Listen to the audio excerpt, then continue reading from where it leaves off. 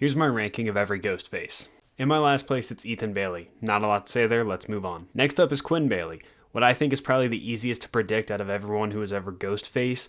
I mean, there was an anonymous ad for a roommate for the two people who survived Scream 5, and now all of a sudden she's just a random girl who found an ad. Next up is Jason Carvey.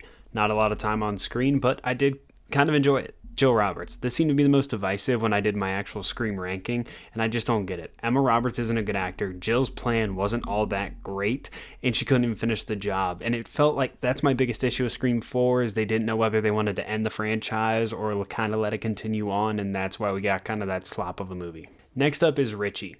I like Richie kind of for the most part, but it was just so much that they kept throwing in that he's just never seen the stab movies, and that was such a big plot line that it was just too predictable in that way. Debbie Loomis should have been predictable because she's up next, and thinking back to my first time watching Scream 2, which is just a couple years ago, she's just this random reporter that keeps getting lines and scenes in the movie, and I should have been able to pick up on that, and I just didn't, so for that, she is a little bit higher than most might have her. After that, it's Amber.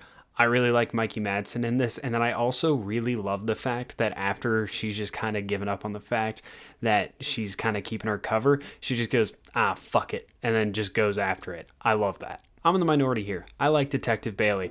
I didn't mind him at all. My first time watching Scream 6, it got me with that twist. I kind of predicted Quinn and Ethan. I didn't predict him. I know I was just shitting on Scream 4, but I love Charlie.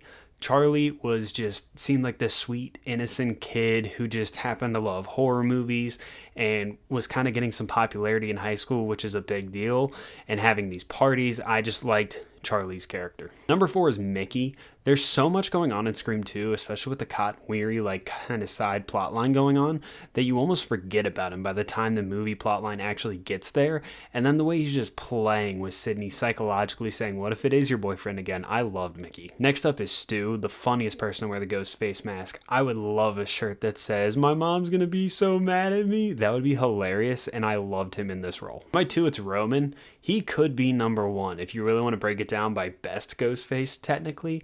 I mean, he's the only one to do it by himself. He's the first one to be smart enough to wear a bulletproof vest, and he was smart enough to use anything but a knife. I mean, I get he used the knife too, but he used other tactics as well, like blowing up a house. But number 1 is Billy Loomis. Can we put anyone else here? I think this is like the only unanimous take among all Scream fans. But make sure to hit that follow button for more movie content.